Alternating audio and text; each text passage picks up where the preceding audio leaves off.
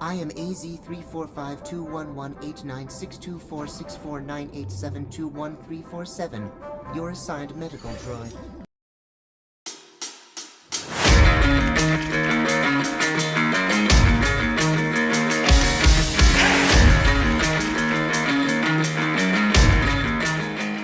Hey there, all you Droidiacs. This is David from the Droid Workshop.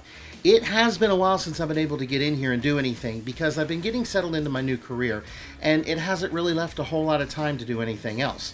But that's the beauty of 3D printing, because you put it on the printer, you tell it to start, and then you let it do its thing. The workshop is also in a transitional phase right now because I'm trying to get away from what I used to do and make it more conducive to these kind of projects and turning it into a Star Wars space. Now, to do that, I'm actually using the words of a wise old friend of mine who said, you have to see it before you see it so you can see it. And what he meant by that was pre-visualization. So what I did was I took Blender and I actually created this entire space, and I planned out everything I wanted to do for my Star Wars room. And then my hard drive crashed in January. Son of a biscuit. Not a problem, because I have a backup drive that hasn't backed up since October. Yeah. Son of a biscuit! Thankfully, that wasn't the end of the world, because it actually gave me the opportunity to revisit everything and rethink what I was trying to do, and actually come up with some different ideas and work a few things out. And I actually like what's coming up right now. But that's a project for a separate video series. For today, though, I'm working on AZ from the Clone Wars and from Bad Batch. And once again, I got these files from Droid Division on Etsy. And once again, these files are awesome. So without any more yammering from me, let's get started.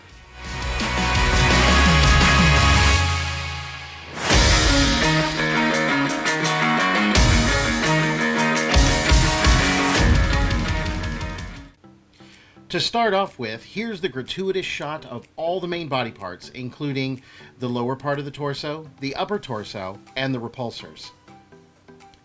I also printed up the stand for this to sit on. There are two sizes that come with the files, but I chose the small one. Also, you can get a regular wooden dowel for this, but with the prices of wood these days, and the fact that I had an old flagpole I wasn't using anymore, I used that. You can make this as high or low as you like, and with a small base, I made it short. Starting off with the repulsors, make sure you see that there are two different thicknesses of the rings. The smaller of the two goes against the body, and the thicker gets bonded to the foot, dome, whatever you want to call it.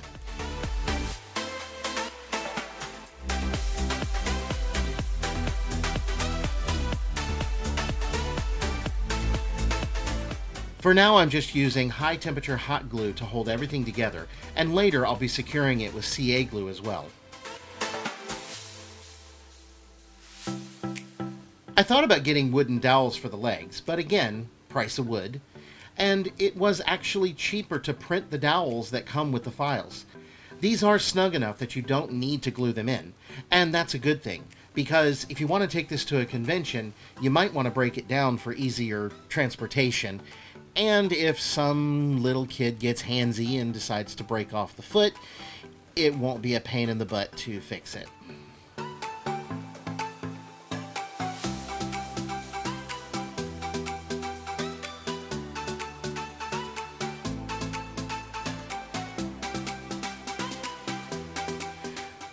Next up is putting the body halves together. Again, high temperature hot glue for now. You may notice that on the bottom section there's a gargantuan hole. That's because I was playing around with my settings to try and minimize the amount of filament while maximizing the strength. And I totally missed the mark.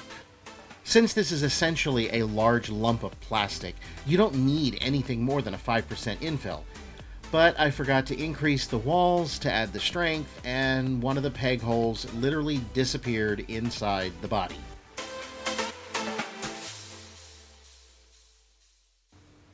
The neck ring is simple enough. Hot glue to hold it in place, and I decided to go ahead and use CA glue here now. And no, I still haven't learned my lesson about using rubber gloves when working with CA glue. I now temporarily have no fingerprint on my right thumb. Moving on to the arms. As long as you print the recommended dowels, lining these up to put them together is very simple. Again, hot glue for now.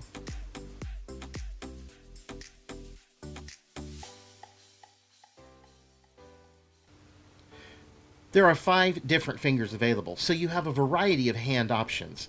For the right hand, I chose 2 of the number 3s for the fingers and thumb number 5, because I'm planning on having him hold the data pad. For the left hand, I used number 1 and number 2 for the fingers and the number 4 thumb.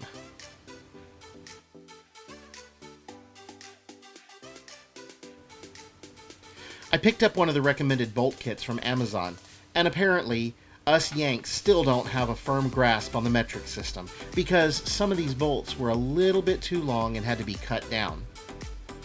Also, the kit I got didn't come with barrel nuts, and the ones I got from the local hardware store only worked with the bolts from the hardware store, and there were 2 issues. I had to cut off the part where you can use a screwdriver to line it up because it was too long to go inside the shoulder.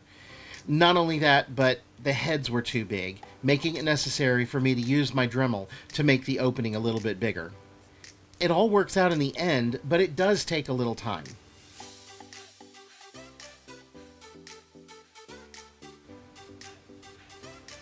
Now that the arms are together, it's time to add them to the body. I put the shoulders on first, took a step back, drank some coffee, and realized I needed to attach the shoulders to the arms first, then to the body.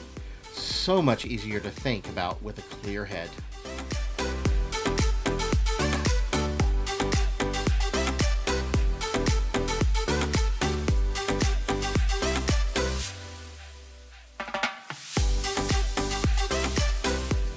The backpack is probably the easiest to work with. The bottom glues on permanently and the top just dry fits.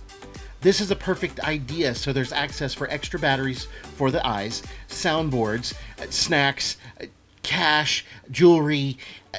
You get the idea. I got in a hurry trying to put it on, took another step back, drank a little more coffee, and figured out where I was messing up.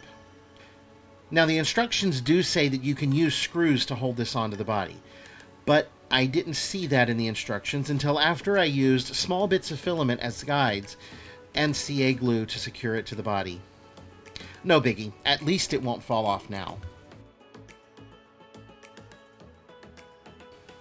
Moving on to the head support. The stud and socket system in these files allows for multiple positions, but for static displays, there's a convenient notch printed into the parts that gives the optimum head position. Just line that up with the notch on the head support and you're good to go. The lower parts are the easiest. Washer on the outside, cap on the inside, and bolt together for stability. The neck itself is keyed, so just make sure you drink enough coffee before you do like me and fight with it for a minute before realizing your mistake.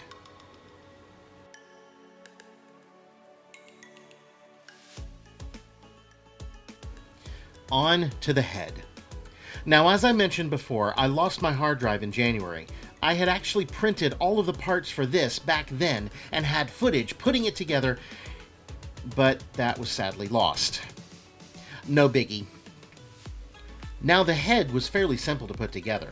Each segment has alignment dowels, and gluing is easy enough. There are screws that hold the face in place, and a bolt is used to secure the back of the eyes. You do not want to glue any part of this except the eye lenses to the face and the caps to the back of the back. This way, if you do like me later and add lights, you can more easily access them to change out batteries or make repairs.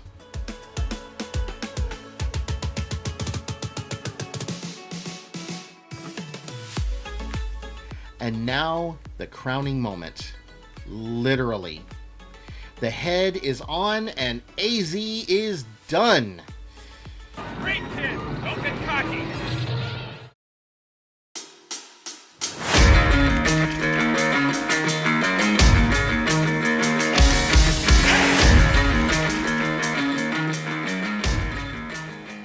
Now, as I said, there's still a lot to be done. There's filling, sanding, priming, painting, weathering, electronics for the eyes, possibly a soundboard, even AC's data pad. I still got to get all that done. There's a whole mess of stuff that's got to be done.